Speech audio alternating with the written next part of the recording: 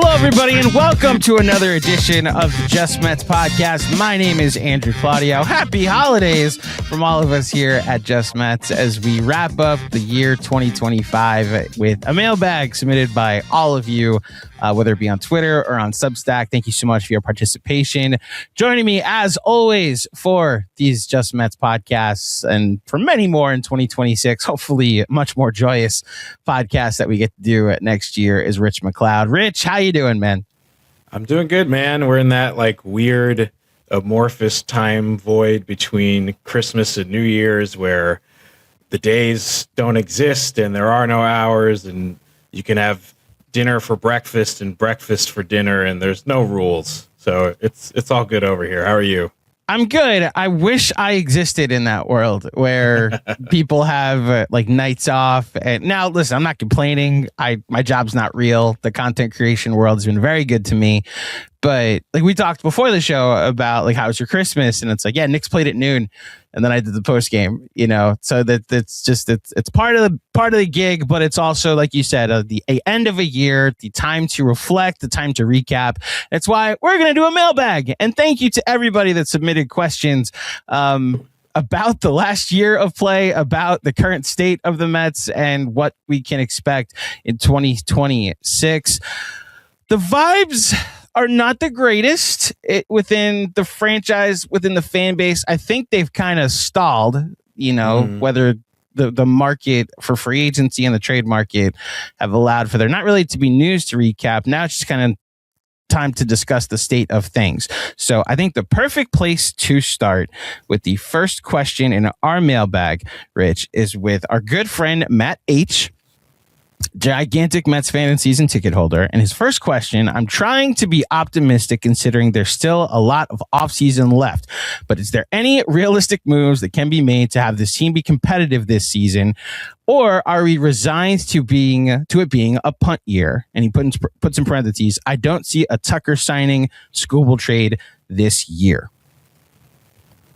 So, any move that we potentially have talked about and begged for over the last month, Rich, that you could see making them competitive this year? Yeah, I guess for the sanctity of the question, we'll leave out Tucker and Skubal and the super pie in the sky stuff. I think Bellinger is a move where he's not offensively, he's not replacing Pete Alonso, but he is making you better as an offense compared to what you currently have, and also significantly upgrades the defense. He also gives them a lot of flexibility, and you don't make a signing of a Cody Bellinger if you're trying to punt. So I think if they did make that move, it signals that maybe there's more stuff coming, and they're not going to be as passive as maybe we thought. Depending on who you ask, maybe that is still pie in the sky. Maybe that's just as up in the air as a Bellinger or Skubal, but the Mets keep getting connected to Bellinger every couple of weeks, and I do feel like there's something interesting about that. It's just how aggressive do they want to be in terms of the years, because I don't think they have any issue giving them money. I think it's just how long of a contract do they want to sign him for, and if they're trying to wait out his market, I think we talked about this a few weeks ago, does it get to the point where, well, the Yankees are like, okay, well, we can do that, so how do you balance that kind of thing of letting his market come to you, but also still being more aggressive than the Yankees and bringing him back? I think you hit it. The fact that they're still connected to a lot of names. The offseason still has so much to happen. January has a chance to be a very busy month for Major League Baseball and its offseason. The thing I get worried about with the Mets and their patience, and look, they're not out of a lot of names still. They're still potentially able to go out and get guys at prices that they wanted. I do think they will have to get aggressive if they want Cody Bellinger. If they're the team that wants to go to 6 years because nobody else is willing to go to 5, if they're the team that's willing to go to 5 because nobody else is willing to go past 4, then they'll get him, I think. I also think he fits the profile for everything that they've been talking about, which we'll have a question that addresses this later, of building a floor with this franchise that's rooted in defense. And those two magic words, run prevention. So even when Cody Bellinger's bat slows down or he just goes through a slump, you can at least count on him to be a baseline good and to above average defensive player. Hello, Marcus Semien. The thing I worry about the most, though, is that if they're almost depending on a 1+1, a 2+1 for Valdez, or a 1+1, 2+1 for Kyle Tucker to be how they get an impact bat, that they wait for the market to come back to them. The Dodgers are right there doing the exact same thing and are a much more attractive destination. If Kyle Tucker's market becomes like 1+1 again, or just like punt this year's offseason, let's wait till next offseason when we understand what the new salary cap implications are, he's going to go to the Dodgers. Like, he's not choosing the New York Mets, even if the fact that the Mets can offer him a lot of money is still an option. So that's more what I worry, that they're gonna mess around and find out that waiting for the market to come back to them will also allow the market to come back to much more attractive suitors, as we learned with Edwin Díaz, unfortunately. So. Yeah, I mean, the Dodgers are the boogeyman. They may be Dodgers are the boogeyman. They also are the two-time reigning champions that the Mets, unfortunately, are trying to be, but have not established the credibility for. Which leads to a next question, which this coincides with a rant from a WFAN Sports Radio 66 legend, Joe Beningo. Something he said on his weekly appearance on the afternoon show when they asked him about the Mets. From Turf Seer on Substack, thank you for the question. He asks, should fans demand Stearns be fired for letting Alonso and Díaz go? So Joe Beningo's rant, if I could summarize it, was that he would sign up now for a 70-win season to get Stearns out of here. That he'd never stop being a Mets fan, but he'd basically be okay if the Mets had such a bad year that it meant the Mets get rid of David Stearns. That the year goes so poorly under his management that it gets rid of David Stearns. I will just start before I hand it over to you, Rich, and say I never root for my team to lose. Even in the exceptions of like it's probably better long term for the team. I know as a Jets fan, you're very much hoping they lose next week and they get some help so they get as high a draft pick as possible. Even during the bad Jets years and the bad Knicks years, it never got to a point where I rooted for my team to lose. It was more, well, if they lose, it's not a bad thing anymore. I don't have it in me to do that. I just know how to emotionally disconnect from losses and be affected by losses when they happen. But also I know how to not be emotionally affected by wins, even if it might not be in the team's best interest long-term to win. Shout out to the Cleveland Browns who majorly helped out the Shout out to the Browns. Also, Aaron Rodgers today. Also, eat shit, Aaron Rodgers. Like, he just did the most productive thing he's ever done for the Jets franchise in losing to the Cleveland Browns. Yes. Thank you for scoring 6 points against the Cleveland Browns. The tanking stuff does not apply here because most of the time when you're rooting for tanking, like I'm actively rooting for the Jets to tank at this point because they started 0-7 and then got to the point where they were 3-10. I didn't go into the season hoping for that. That's something that the situation wound up dictating, and I made the decision just personally that, look, I'm not going to go nuts if they win a game, and I was happy when they beat the Falcons and had a couple of wins in the middle of the season, but also just recognizing, hey, this is the best scenario at this point. They've already dug themselves a hole they cannot dig out of this season, so you might as well just dig a little bit deeper and come out the other side hopefully better. With the Mets, we're in the offseason. It's December right now. The story of the 2026 season is yet to be written, and this is a team that was in the NLCS 14 months ago. This is not a team hasn't made the playoffs in a decade. A decade and a half if we're talking about the Jets still. And I don't know.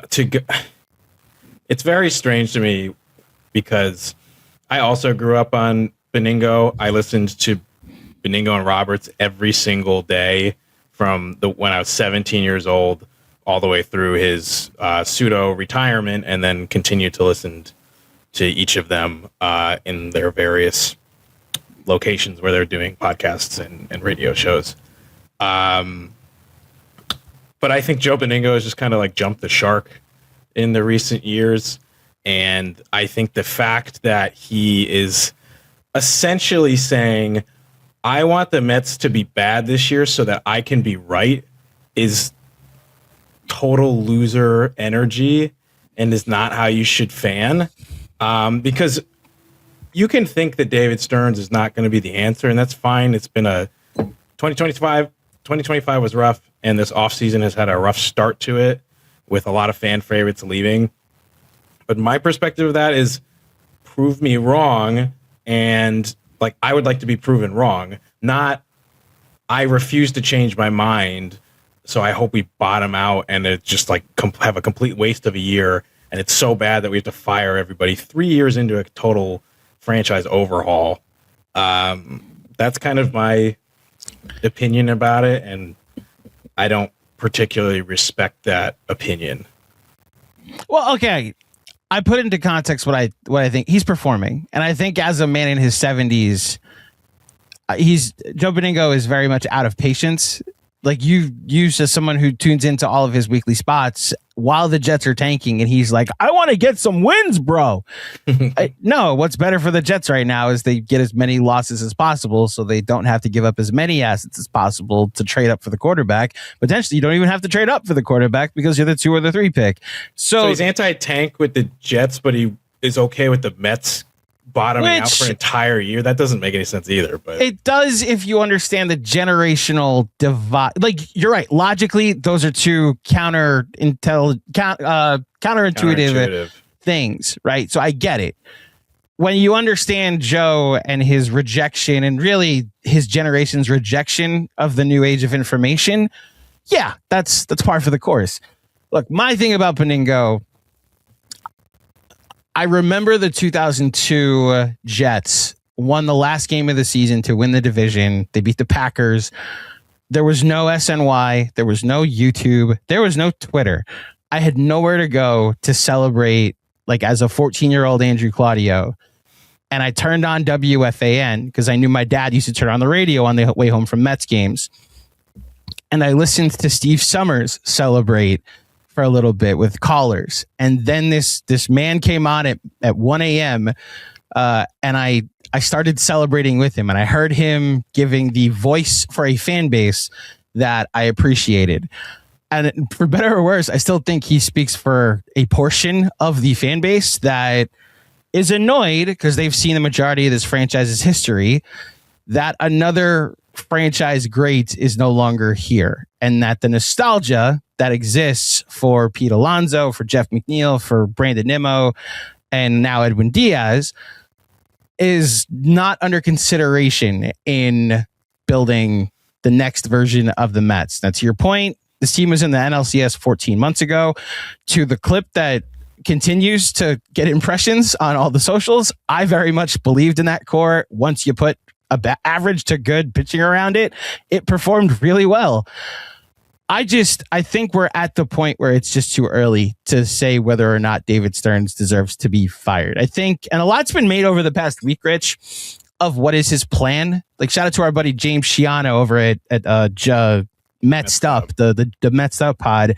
He put on his YouTube channel what he believes is David Stearns' plan. And like, I thought it was well done and well put together video, and it makes a lot of sense, but it's also pointing out the very obvious, like, Steve Cohen tried it one way and maxed out and paid huge luxury tax bills and made the playoffs once in 3 years with those high luxury tax bills.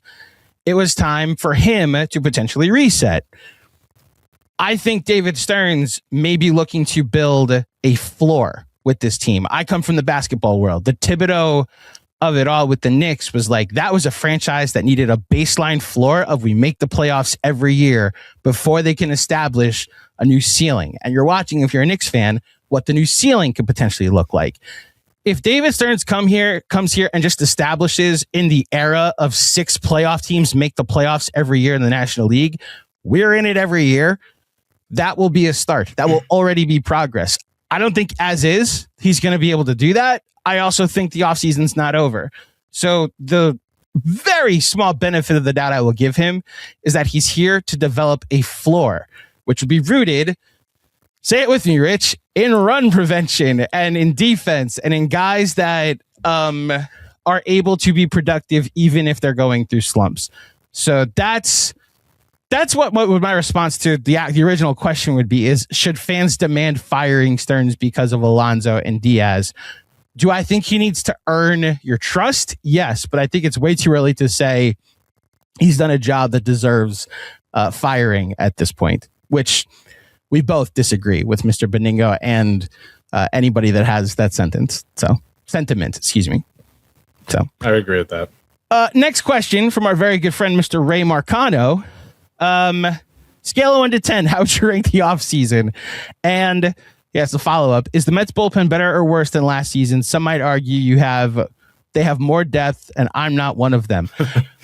First of all, who's arguing that it's got more depth? And second of all, I think it's worse because it doesn't have Edwin Díaz. It doesn't have a closer that I trust. What do you think, Rich? The bullpen's worse right now. When you just look at, they just lack bodies at the moment. There's like a space brain thing of like, you could look at it and say, is the combination of Jett Williams and Luke Weaver better than the combination of Edwin Díaz and question mark that you had last year?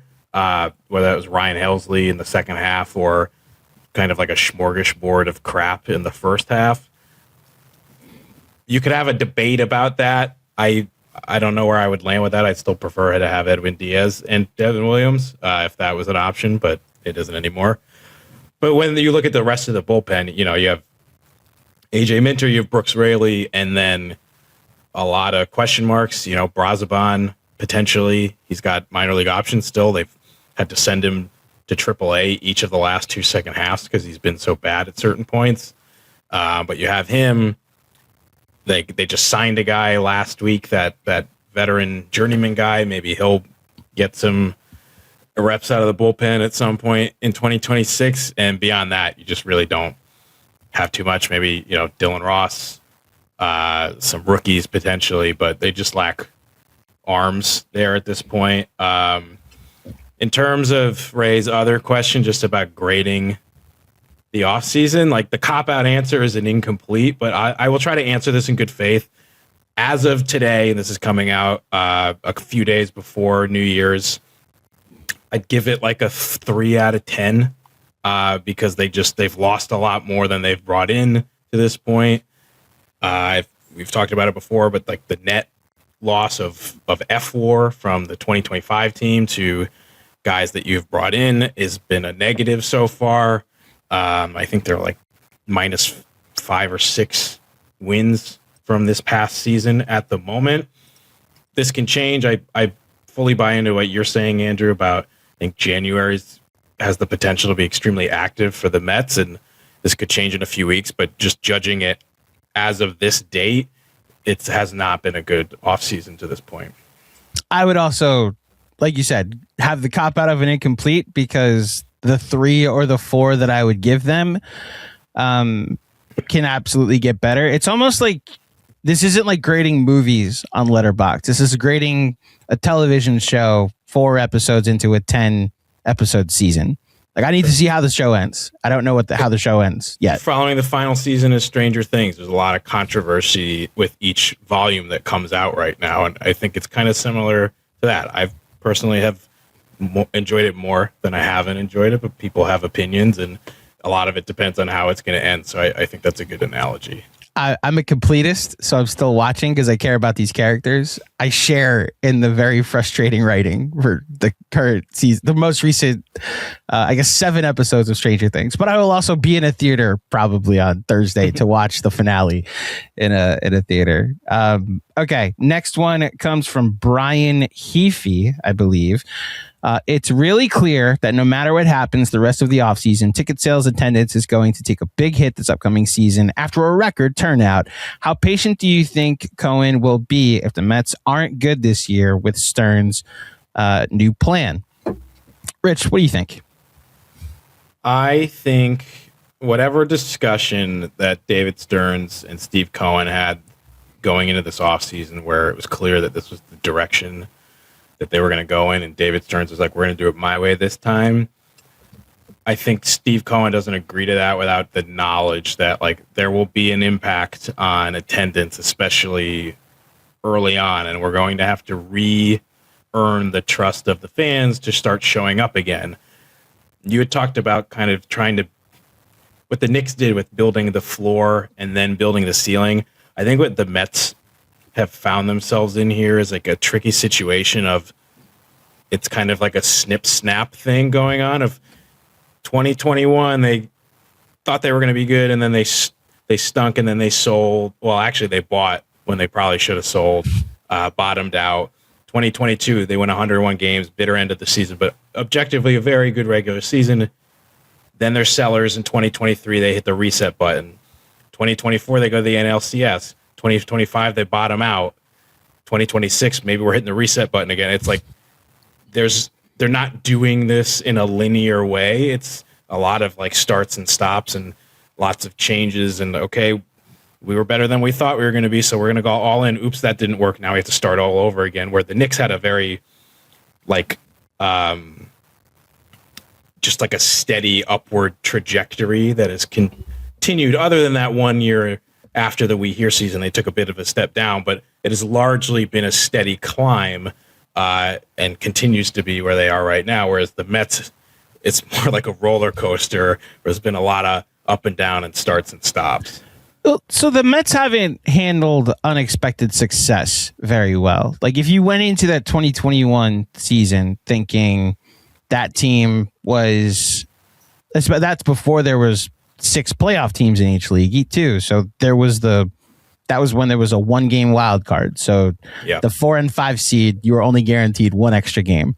Team was in first place at the All-Star break. If they were intent on actually buying, it had to be more than just trading Pete Crow Armstrong for Javi Baez. It had to be multiple moves. And as I've documented a lot recently, if it wasn't for the fact that DeGrom doesn't come back after the deadline and the trio of Tyler McGill, Cookie Carrasco, and Taijuan Walker have the last 2 months that they had as they fell out of first place in a division that all it took was 88 games to win, and that team that won that division won the World Series. So like they didn't actually decide to go full measure. It's like Breaking Bad. They half measured it. Then in 2022, they were so gun shy because of how drastic the 2021 trade deadline went that the additions were Daniel Vogelback, Darren Ruff, Tyler Naquin, and then Givens. So like not A-tier options at the deadline. They decided not to be aggressive with any of their prospects. Meanwhile, they called all of them up and started the clocks on Vientos, Beatty, and Alvarez anyway. Then 2023, they're aggressive the other way in selling everything off for parts while having all the luxury tax bill that they had. And then 2024 looked to be like it was going to be a transition year, and unexpected success showed up. So look, the baseline level of credit that I'm going to give the front office and really ownership is really what you said. I don't think they're allowing any of this to happen. I don't think Cohen's allowing any of this to happen without understanding that this is going to be a gut punch to your fan base and will now require some trust and patience. I will just continue to go back to what I've always said. Winning will just fix everything. If this team is 25-20 through 45 games, Rich, the ballpark will be full on Friday nights come winter. If this team is firmly in a playoff race, come summer. If this team is firmly in a playoff race in August, you will see Met fans attend games. Like, it's just what happens. Winning just cures everything. So I know the question was about if they're bad, what will that do to Steve Cohen's bottom line? First of all, it'll do nothing. But I also think that if they're good, like if they find a way to be in a race of somehow, Mets fans will get over it very quickly. That's just what we've proven to be as a fan base. Next up, let's go to Johnny KO. Why can't we make a trade? I get how free agency markets work, but we can make a trade anytime and nothing happens. What do you make of the Mets? Like they've made two. They traded away Brandon Nimmo and traded away Jeff McNeil. So they have been making trades. My only answer, like very quick answer to this question, Rich, is that it takes two to tango. In order to make a trade, you have to be able to give up something that somebody else wants and vice versa. Yeah. Most, if not all of the players that you want the Mets to trade for are still in theory available in trade because they haven't been dealt yet. There have been some reports, I think Anthony DiComo in the last week came out with like an update on where the Mets were in the offseason. If you read it, you probably continued to wring your hands together because there was a lot of nothing in there and a lot of just like the Mets think the prices are too high in free agency, and they also think the prices are too high in the trade market, to which I have opinions about that just make me annoyed. Again, it could be nothing. It's very clear to me again that like nobody really knows what the Mets plan is, not even the beat writers. Well, Salmon probably knows. Everybody else seems to be in the dark this winter, and who knows? Maybe the Mets haven't fully decided what they're doing yet, and they're just going with the flow of it. And nothing would surprise me at this point. But yeah, I think it's just there are too many free agents still available and too many guys on the trade market still available where that market just hasn't really needed to move quite yet. And most of those guys are still available, or like teams are just refusing to trade guys at this current date.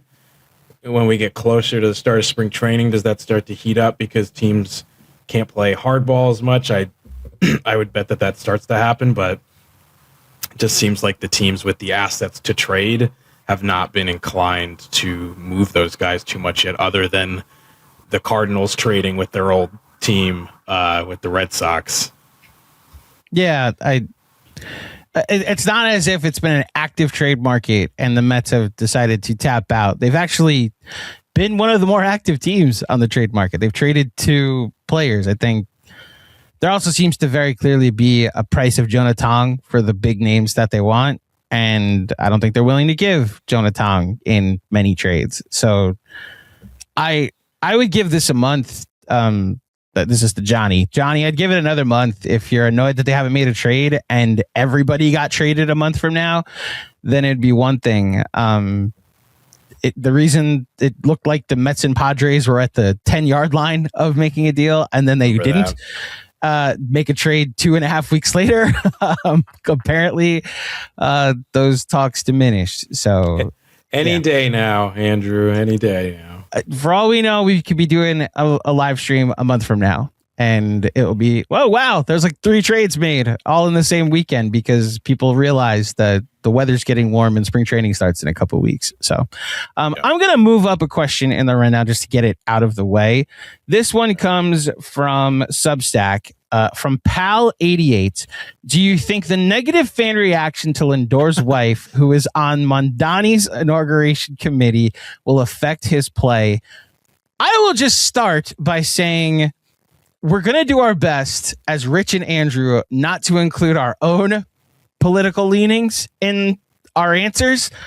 My simple, very quick response to this is that you think this is the first time the Lindor family has gotten criticism or fan reaction to anything, and how has it affected Lindor's play? He's been one of the best players at his position in the sport for the majority of the time that he's been a New York Met. So I think he'll be just fine. Yeah. The only thing I will say is that not candidate, but the soon-to-be mayor did win his primary and win his election. So there are more people in New York that are on the side of what Katia Lindor is doing than aren't. So I'm sure they'll be fine. Next up, a big one from T. Allen Settle. How much do you think adding an established ace would make up for the losses of Alonso, Díaz, Nimmo? More specifically, would adding an ace to complement the upgraded defense to be enough to form a contender around Stearns, run prevention identity. Yeah. I mean, if it's a true bona fide ace, like, and we're talking Scooble territory, but if that's the move, then I think the tenor of the offseason changes quite a bit.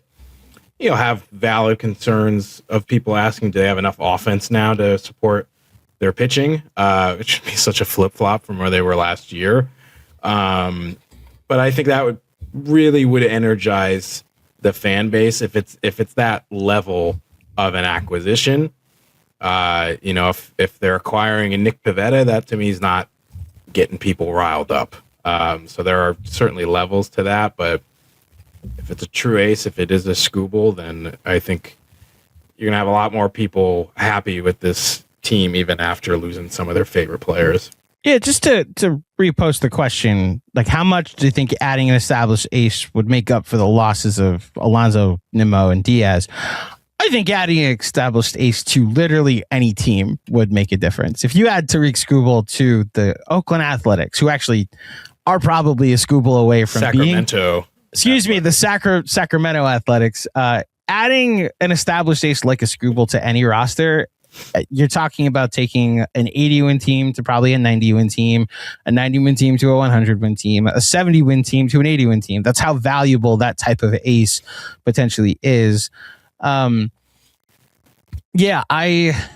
don't know who the guy is. We're gonna get some news on Imai in the not too distant future. I think the next 6 days, 5 days. Rich is 5 days. Which when this come out, 4 days will be the time that he. Tatsuya Imai has until January 2nd to sign with a major league club.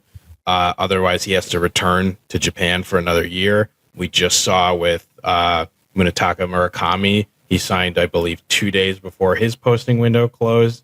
I would assume it will probably be something similar that Imai will sign in that last 2 to 3 days of his posting window. So we should know what's going on with him by this weekend. Yeah, by the time we do our first pod in 2026, unless it's the Mets have signed Imai live stream, we will know what the Mets or what Imai's destination is. Point is, outside of adding a Tariq Skubal, I don't know that there is that impact an ace out there that will make that big a difference. To relate it to the run prevention, again, establishing a floor. Contact pitchers like David Peterson, like Clay Holmes, at times like Senga and like Sean Manaea, guys like that will all benefit from having better defenders at each position. I maintain that, and this has really always been my question about run prevention. Does run prevention mean you could score 100 runs less, but allow 200 runs fewer, and like that's a success? Does it mean like we need to score fewer runs but prevent fewer runs, even more runs, or even less runs, if that makes sense? Probably. And that's technically a net positive.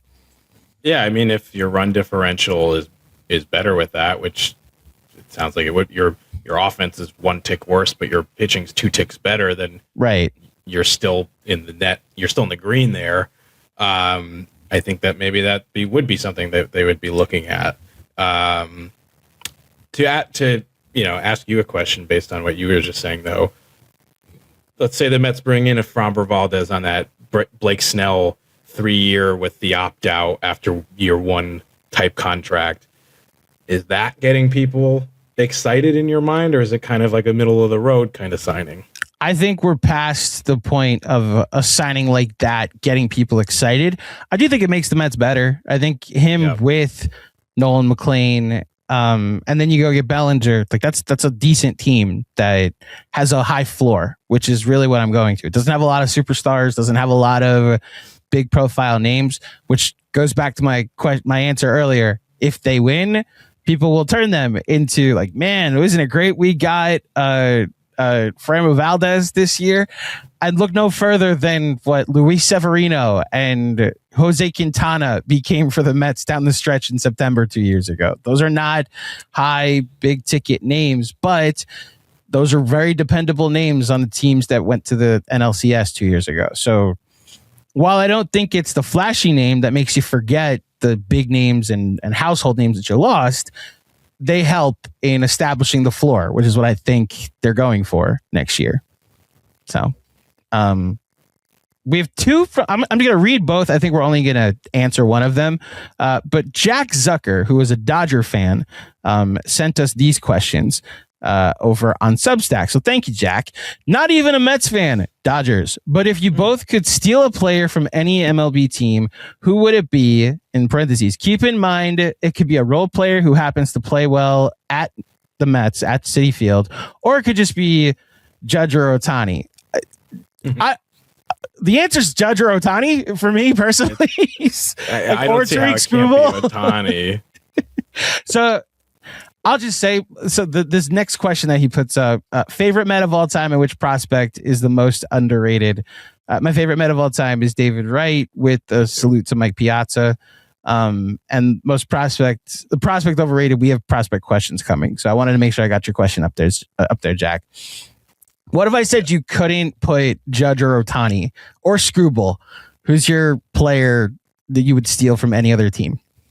Ooh, that makes it harder. Right. It actually makes it a difficult question. Yeah. Let's I know my answer. Okay, you go first because I'm Yamamoto.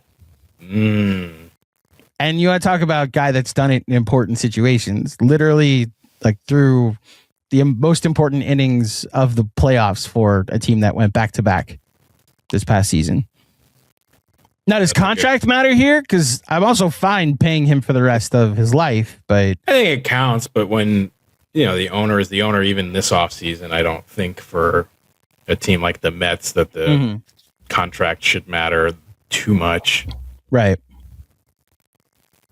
Yeah. Where are you leaning? This is a hard one. Once you take out the Screwball Judge Ohtani part of it, and I don't know if this is controversial while you're thinking, I'll just say I would have Judge over Ohtani, mostly because Aaron Judge is my favorite non-Met in the sport, and it's the most complicated feelings I've ever had toward a favorite baseball player that doesn't play for my team, because he plays for the team I hate the most in the sport. But it's just a slugger like that going through his prime and being let down by his franchise is a shame and a crime. You want to talk about a franchise that should be going all out this offseason to try and maximize one of the best primes we've ever seen. It's Mr. Cashman and that front office. And if they let another Met, the one that they actually want, another Yankee walk to the Mets, it's a travesty. So can I caveat health with this one, or do we have to factor that in as well? Let's turn injuries off. Who's the answer? Zach Wheeler. Oh wow, because you take him away from the Phillies. That's even better. Take him away from the Phillies. He, until the thoracic outlet, was a total workhorse. Like, Zach Wheeler is the guy, and of course the cruel irony that he was a Met, but he's the guy that you're like, oh my God, I wish Steve Cohen bought the Mets 1 year earlier. Because he'd still be here. And he is the type of pitcher in every way that they have desperately needed in these last several years post DeGrom. He didn't hit me right away because of the injury, but yeah, I think he would be mine. I will add another one to that in the spirit of that. Okay. I'll say Matt Olson. You want to talk about a first baseman that helps with run prevention? It's the best defensive first baseman in the sport that also can hit 40 home runs on the right year. Yeah. And he makes the Braves worse, which would be good. That's a good one. Do you think David Stearns lets Zach Wheeler go, even with his rule of no contracts over 3 years?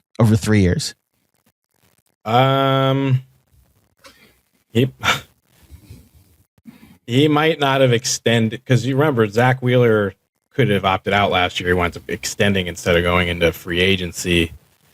I'm not sure if Stearns would have re-signed him, although he only had to sign for 3 years. So he might have done that, but anything beyond that. But would he have signed the original 5 for 110, 115 that it was, though? I doubt it. Probably not. Billy Epler would have, and yeah, scary times. Billy Epler would have, absolutely. Yeah, not a huge fan of Billy Epler, but he would have done that if he had the money too. These last couple questions are all prospect related, so we'll start here. From The Amazing is the on Substack. The Amazing 86. What do you see as the role for Ronny Mauricio on this team in 2026? Obviously, he has a high ceiling and has shown flashes of potential, but at the moment, there does not seem to be a path to much playing time. We have another question about Mauricio. I'm just going to put this one on the screen from Michael Kramer. Michael Kramer has two, but he says, assuming Mauricio is ready to hit major league pitching, can he be reliable glove at first base? If not, how about trading Vientos for Kobe Mayo? Kobe Mayo, we were joking around before the show, sounds like a type of mayo you get at like the bodega or like an exotic food store. Like it's a Cajun mayo of sorts. I was going to say, it sounds like the mayo you go to at a restaurant where the waiter's like, we do things a little bit differently. We have the here. Kobe mayo. Yeah. And your fries come with Kobe mayo and everything's in aioli and the burgers the burgers are $24. There's a burrito place here in Queens that has the best Chipotle mayo that I've ever had in my life, as well as like we've been to T Squared Social. Their Chipotle mayo was always great to go have during watch parties. So anyway, to answer the question, shout out T Squared. What are your thoughts on Ronny Mauricio? Yeah, I think that first question about what is his role going to be. I think that really depends on what team the Mets are planning on being in 2026. If this is more of a reset kind of year, I think he might find a lot more playing time because you would be evaluating players like that a lot more and going through the learning curve. But if this team is trying to be competitive and turn things around on the fly, similar to what they did in 2024, I don't really think Mauricio fits into that quite as much. Maybe early in the season, if he's still on the team, he can get pinch hit opportunities. He can get spot starts. And if he's showing you flashes, then maybe he earns more playing time and becomes a bigger part of things like Brett Beatty did last year. But I could very well see Ronny Mauricio maybe being moved in a trade and moving him while his interest is, is not at its peak, but people are curious about him still. He's still a bit of a mystery with a lot of tools, and he hasn't been overexposed yet, so he could potentially be like a last piece in a larger trade. I think that could be more of his future if the team is still trying to win in 2026. I guess real quick. Sorry, go ahead. Finish. And I don't think we've ever really seen him at first base, so I don't know that I could say that that's a real option right now. I mean, look, the Mets currently don't have a first baseman on the roster, so I'm not going to rule out anybody playing first base. The first baseman's never played first base either. Right. So if anything, sure, throw Mauricio. Let's just throw people over there to find out who eventually plays first base. Fine, I'll do it. To add, Rich will play first base. You have as much experience as anybody on the roster. To add the context of who Kobe Mayo is, he's a highly touted first base prospect for the Orioles, who just signed Pete Alonso. His MLB player comps or player projections, somewhere between, ironically, Pete Alonso and Austin Riley on the optimistic side. But that's the type of power you're looking at with Kobe Mayo, but also he's a DH. So it seems like the floor, or really the median, is a Mark Vientos. So no, trading Mark Vientos for Kobe Mayo is just like resetting the clock on a prospect. It seems like. However, as far as Mauricio is concerned, I don't know what you really can pull out of unless you're trying to be bad this year and just saying, hey, let's find out. Like the Mets have done that in years past with prospects. Just say, here's a position for 2 months. Let's see what you are. You're not going to lose playing time. We're not going to platoon you. We're not going to make you a left-handed or right-handed DH like they did with him down the stretch. And just like, we're going to sit you for 2 weeks and then put you in the biggest games of the season at the end of the year. You have to commit to a playing time path for him, and I don't know if they're going to be able to do that with the way the roster or the quote unquote objective is of making the playoffs next year. Mm-hmm. So he probably needs to go to another team. Having said that, I mean, we'll see what they decide to do with. We're all good. Guess he does fit with his defense, the run prevention floor that I think that they're trying to create. I don't know if he's here long term with his bat though. This next one from Evan G. Excuse me, as I get this one off the screen. There we go. Evan G says, which hitting and pitching prospect are you most excited to watch develop this year? Rich, what's your favorite hitting and pitching prospect? I mean, it's tough to go I don't want to go chalk here for the entertainment value, but like you kind of have to if we're being honest here. And Carson Benj, I would assume, is going to play a large role with this team, whether it's on opening day or later in the season.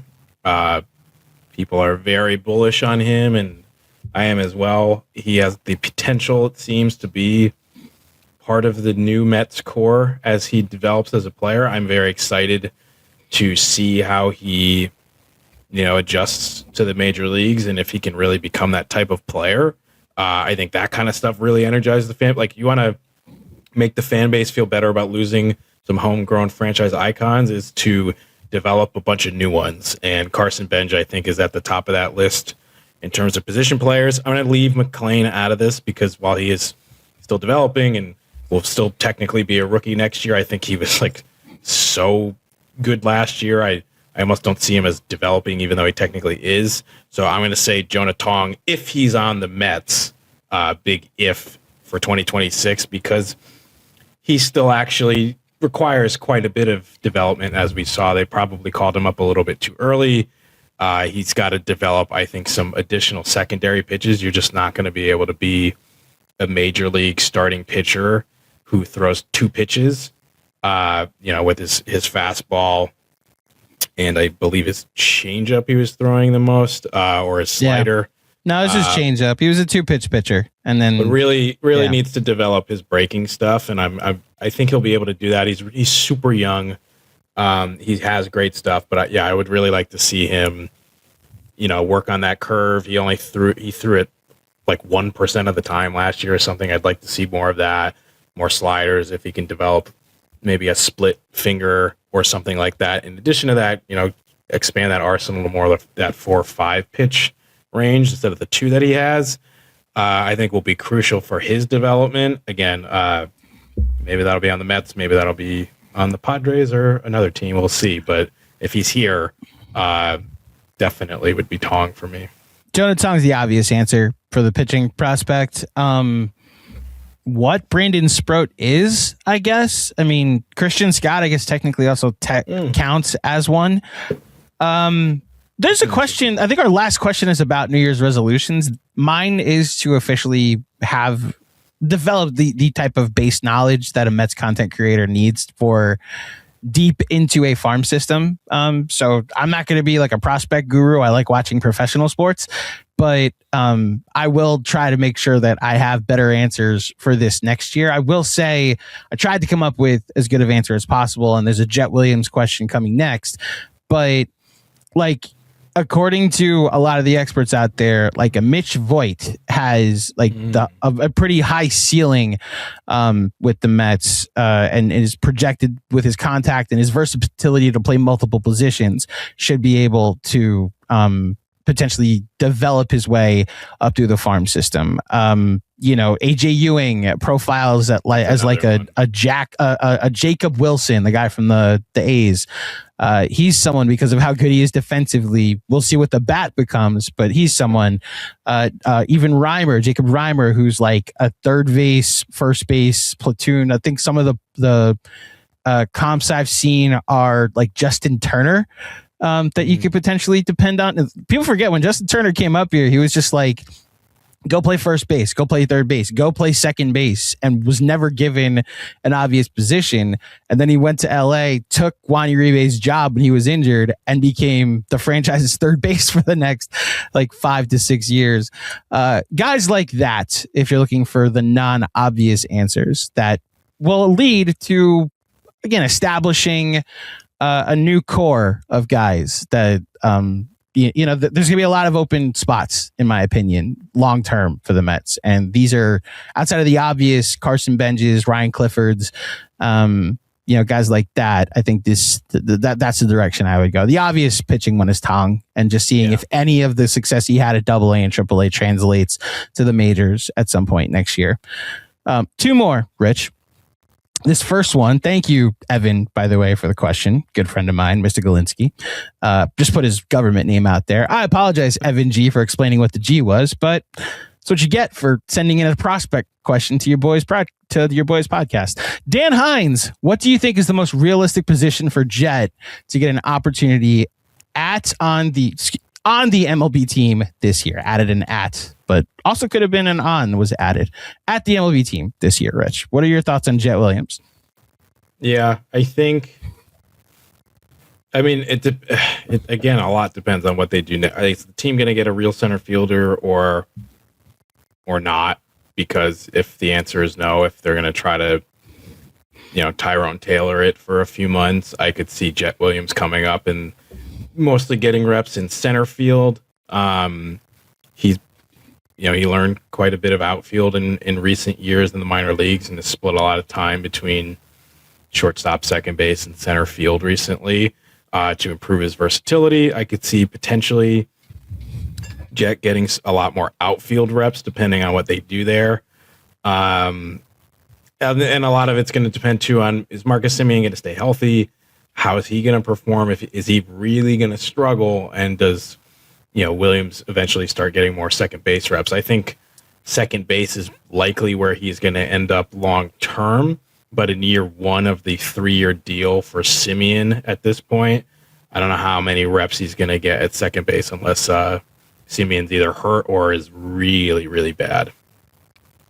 I think the path for Jett Williams to get consistent at bats is through the bat, not through the glove, if that makes sense. I think he's mostly been a shortstop and he's played a decent amount of second base, but he's mostly been a shortstop. I know he started playing center field. Sounds a lot like Jeff McNeil to me, where his versatility was always his best trait, but the bat has to play. And this is a guy that does not profile as a high power bat, but he does. What was it? 2 years ago, he had 104 walks. In 2023, he had 104 walks, which led all of AA or led the minor leagues at that point. He had the highest on base percentage. So this profiles as a guy that's a high on base player with versatility to play multiple positions. Think Tommy Edman. That's the guy that you're probably looking at from the right-handed side that can play multiple positions. And if the bat is right, can be an impact in multiple ways. That's my thought on Jett Williams, is that if the bat is going well, you can put him in left field. You can put him for a struggling second baseman. If Marcus Semien isn't playing well, maybe he's the guy you try at first base as we continue to find other options to play first base. But his versatility allows you to find other roles. He's the Jeff McNeil switch army knife replacement that you call him up, you can put him in multiple spots, and if he's hitting, you find a spot for him in the lineup. Yeah. For context for people, like Andrew said, he has largely been a shortstop in his minor league career. He's played over 200 games at shortstop, but his second most played position actually isn't second base. It is center field. So I do think we'll get a lot of outfield reps, assuming he does make the team at some point. Yeah. This year. Yeah. I think there will be a point where he's part of the 26 man roster. That, again, the versatility just profiles as someone you want to be able to put out there, especially if he's hitting this year. Last question from... Thank you, Dan, by the way. From Ed Helinsky. Thank you, Ed, for our last question. What should be some New Year's resolutions for the New York Mets and other area pro sports teams? Ooh, so we got to go outside the New York Mets. Rich, you go first. All right. Well, let's start with the Mets because this is the Just Mets podcast. Build a sustainable winner. Like, compete for, if not make the playoffs every year. I remember this past year, even as it was going down the tubes, one thing I felt like I was going to be able to hang my hat on was the fact that they had made the playoffs for the third time in a 4-year stretch, which they have never done in franchise history in over 50 years of existence. And even if they got washed in the first round, which is exactly what would have happened, I would have been able to at least say that, hey, it was even in a down year, we made the playoffs. And like, that's what the Yankees do. Even when they're not very good, they still make it. Becomes the new floor, essentially. And the fact that they fell through the floor and didn't make the postseason, it was, a shot to that, and clearly has led to everything that it's led to this winter. I think getting to that point, you want to become the Dodgers, you got to build up the floor first. And like you said in the beginning of this episode, like then you can build towards the ceiling. I think that's what you have to do to be taken seriously, and not for people to say, they're just the Mets or LOL Mets or little brother or whatever you want to call them. That is a big part of that. And that's what I want to see from this team. For the Mets, mine would be to leave your comfort zone. I think part of building that floor is to go out and get guys that multiple people want. You're not always going to be able to find a Jalen Brunson, or in the case that we just talked about, Zach Wheeler, where you sign a guy to be a middle of the rotation guy and he develops into an ace. You're not always going to be able to just smart your way, not to sound like Beningo, but to be the smartest person in the room, full of a sport full of smartest guys in the room. You're going to have to leave your comfort zone. And my real frustration and real worry about Stearns, as I've tried to give him a benefit of the doubt throughout this conversation, Rich, is I don't know that he's a big market GM when it comes to negotiating. I just have too many examples of him returning back to what he knew in Milwaukee, of the restrictions with his payroll, taking him out of conversations and forcing the self-imposed discipline. Whereas with Steve Cohen, like, you can explore different ceilings and different payroll flexibility things. So like between the Díaz negotiations that just happened, obviously I've spoken a lot about the Juan Soto negotiations and how that only turned out in the Mets' favor because Steve Cohen got involved. But even the vacuum of Antoine Richardson, I just don't know that he's willing to leave his comfort zone just yet. And he established a great floor in Milwaukee. He also advanced in the playoffs once during his time as GM of the Milwaukee Brewers. You had some payroll restrictions there. You couldn't always explore a new floor. You're going to have to leave your comfort zone to explore a new floor in New York. You just are. I will appreciate you if we become, to Rich's point, if we become a team that makes the playoffs every year for a team that's only made the playoffs in back-to-back seasons twice. I will appreciate that. I also need you to explore the ceiling that someone with Steve Cohen's money can potentially explore. So that's me. Leave your comfort zone. Any other area sports New Year's resolutions, Rich? Yeah, I'll just lightning round them, and then you can do the ones that you want to touch on. Jets, do something right. Giants, fire Joe Shane. If you are a completely unserious franchise, if you actually let that GM continue to run the show. Of course, they are a completely unserious franchise because Giants fans want to talk a big talk. You've actually been worse than the Jets for the last 6 years, and that's really fucking bad. So fire your GM, start the slate clean, and just don't make the same mistakes that the Jets have been making for the last 15 years, please. Although I like when you lose. So actually, don't fire Joe Shane. Keep him forever. Give him a lifetime contract. Knicks win a championship, and Nets move back to New Jersey. Jeez, Rich. Any hockey resolutions? I don't care hockey, enough make about me care about you. Yeah, I don't care enough about hockey as much anymore to get super in on it. The Isles seem like they've got something cooking. The Rangers are just kind of blah, and not talking about teams that play in New Jersey or upstate New York for football. Yeah. I'll just add in the Liberty, and just say, and Breonna Stewart. Return to the playoffs. Last year was a very weird down year in a title defense, and return to being the contender that you were for the last several years before you fired your coach. I co-sign all of it, Rich, because I obviously I'm I'm invested with the Knicks winning a title for very obvious reasons. Are you? Yeah, just a little bit. Here's what I'll say. Win a title, Knicks, but play as many playoff games as you can while you're at it. Because what goes with playoff games is post-game live streams and, potential revenue from said live streams. So, it's weird how much a lot of this is riding on the New York Knicks potentially saving the city, and it's all right on the Knicks. Yeah, at this point, a precarious position to be in, but they're a good team. They're very good. They are very good. NBA Cup champions. Now take away the cup and not just be NBA champions. That's something we'll appreciate. That is our final pod of 2025, Rich. This was, I know we went a little longer than we expected, but thank you everybody for all of your questions.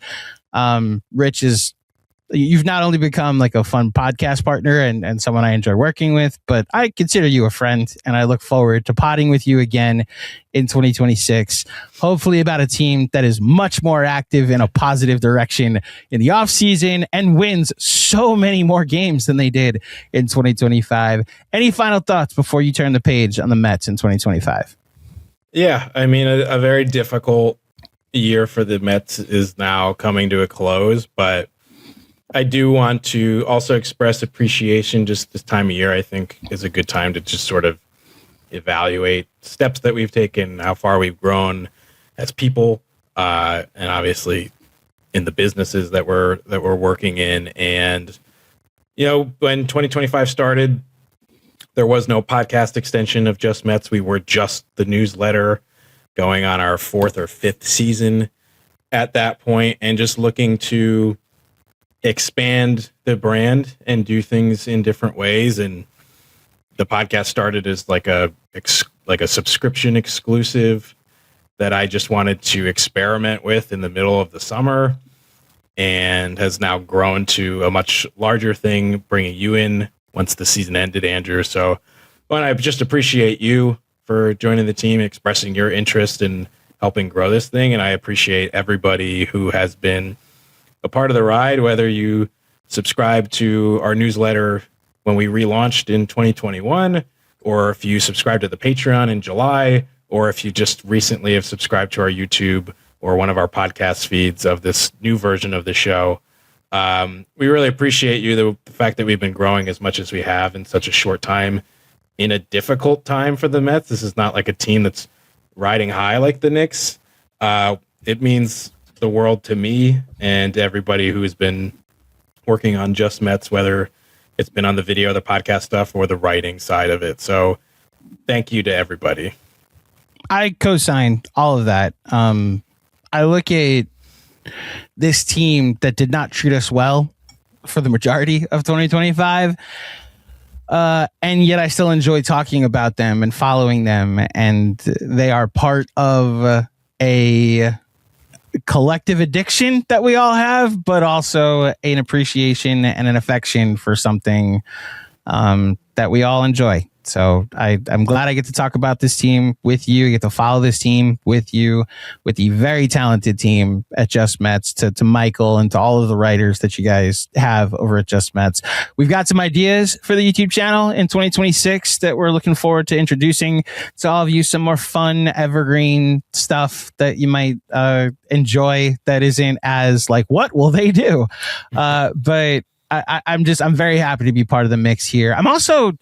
I've got a Wright and a Soto jersey behind me. I think I'm going to invest in another jersey. I just don't know who to invest in right now that isn't potentially going to get traded. Like Lindor would be the obvious choice, but in Mamdani's New York, Rich, I'm kidding. Nolan McLean. Nolan McLean might be the one. Listen, if I do that, like go get a white pinstripe Nolan McLean jersey, and then suddenly, like, oh, he's been traded for Paul Skeens. First of all, you just refund it and get a Skeens jersey, but I will. It's the 1% I'll be annoyed that I have to go make that transaction. Regardless, I have enjoyed talking Mets with all of you, and I have enjoyed following this team throughout the season, whether it be through Mets therapy or through now with Just Mets. It's been the thing I've been able to enjoy despite the on-field product not being all that great. So happy new year to all of you. I, like all of you, am so ready to start anew with a fresh, clean slate. And hopefully the Mets are as well. Before we get out of here, please like this video. Remember to subscribe if you're watching on the YouTube channel. If you're listening, please leave a 5-star rating and a review. Apple Podcasts, Spotify. Follow Just Mets on all socials: TikTok, Instagram, Twitter, Blue Sky, Threads, MySpace, Zanga, Friendster, Tumblr, yeah, you name it, we're probably there. And on Patreon, bonus episodes, bonus content, and of course the Just Mets newsletter. Please subscribe. The links are available in the description of this episode. We will be back in 2026, so stay tuned for more from us. But until next time, thank you for listening. Thank you for watching. Let's go Mets, and in the words of the immortal Gary Cohen, we are out of here.